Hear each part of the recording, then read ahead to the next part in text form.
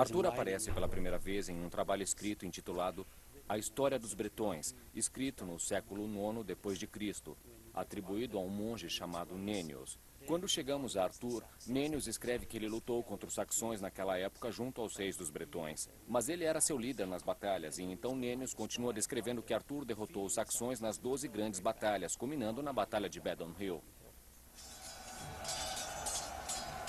Nennius está registrando a invasão anglo-saxã do século V e Badon Hill é o local de um conflito bem documentado. As guerras marcam o início da Idade das Trevas quando os romanos se retiram e a Britânia Antiga é deixada sem defesas contra as várias tribos bárbaras que chegam pelo mar, vindas do que hoje chamamos Europa.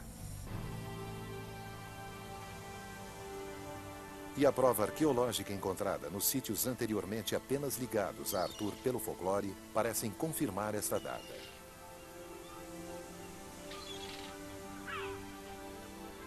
Nas lendas, Tintagel da Cornualha é um ponto de referência arturiano importante.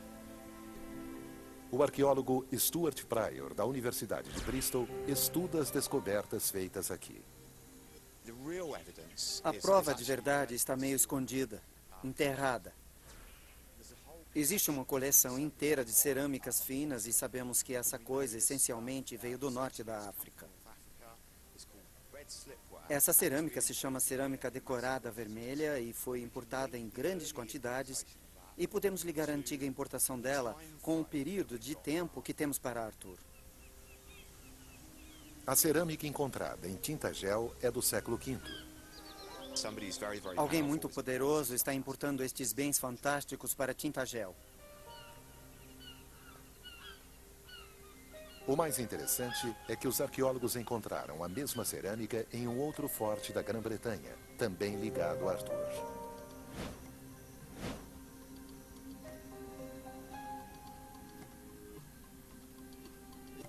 O castelo de Cadbury é muitas vezes considerado como sendo o local de Camelot, a corte lendária no coração do reino do rei Arthur.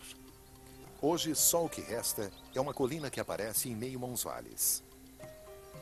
Mas as escavações revelaram que há 1500 anos, Cadbury era uma fortaleza importante, digna de um rei.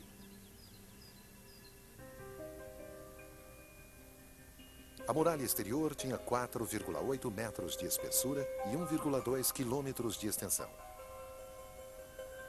Dentro havia um salão de madeira e em seu canto sudoeste havia uma portaria com uma rua com pedras arredondadas que atravessavam. O forte tinha a maior área protegida já conhecida na Inglaterra do século V. Os fragmentos desenterrados dentro do salão de reuniões de Cadbury refletem a cerâmica romana descoberta em Tintagel. Ela une os dois lugares e sugere que a região era povoada por comunidades estáveis e organizadas durante o tempo em que o rei Arthur pode ter vivido. Há lugares que são mencionados no mito que apresentam provas arqueológicas conexas, e eu acho que não é imaginação ligar os dois locais. E as descobertas arqueológicas se encaixam na época em que Nennius coloca o rei Arthur, o século V. Grande parte do país está sofrendo o ataque dos anglo-saxões, que seguem para o interior, destruindo tudo que fica em seu caminho.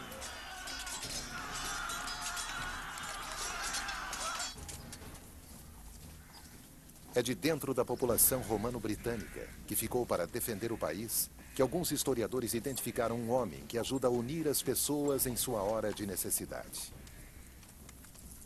Ele é um candidato possível para ser o verdadeiro rei Arthur. Ambrosius Aurelianus. O historiador e escritor Geoffrey Ashe é especialista em lenda arturiana. Existe um homem chamado Ambrosius que aparece durante o século V como líder da resistência. E Arthur é um nome romano. É uma forma galesa de Artorius. Então ele é uma possibilidade. As proezas de Ambrosius na batalha são registradas por um monge chamado Gildas, em um dos poucos documentos que sobreviveram a esse período.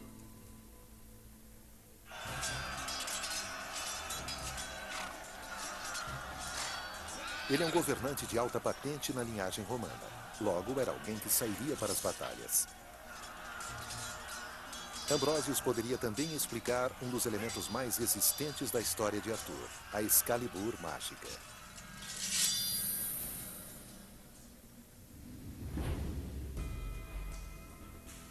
Hector Cole é ferreiro, especializado em armas antigas. Os romanos adotaram a espada longa celta e descobriram que ela era ideal para a luta a cavalo e era muito mais eficiente do que a lâmina muito curta que eles tinham para os soldados a pé. Sendo um oficial a cavalo, Ambrosius deve ter carregado uma dessas espadas longas celtas. Essas armas tinham uma reputação intimidante.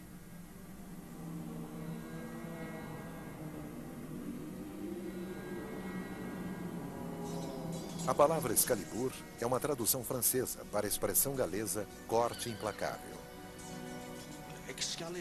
Excalibur, como arma mágica, era uma espada longa, eu acho. As melhores espadas do período romano tendiam a ser o que chamamos de soldagem de padrões.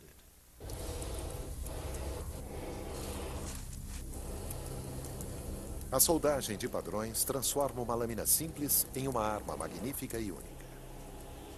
Vamos nós.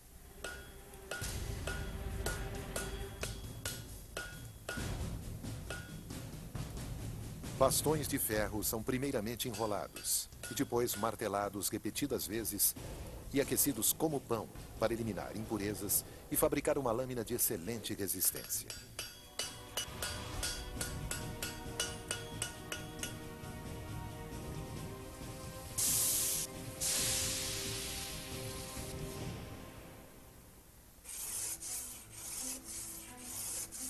Quando atinge a qualidade e a forma certas, ela é limada para se remover a camada externa de carbono deixada pela fornalha a carvão.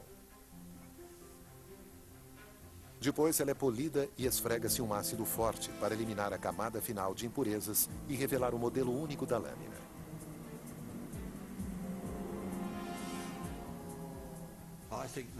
Acho que a lenda de Excalibur veio da soldagem de padrões verdadeira, porque é esse tipo de forja que dá à espada sua magia. Ambrosius, um combatente do século V, defende os britânicos contra os invasores saxões, carregando uma espada poderosa.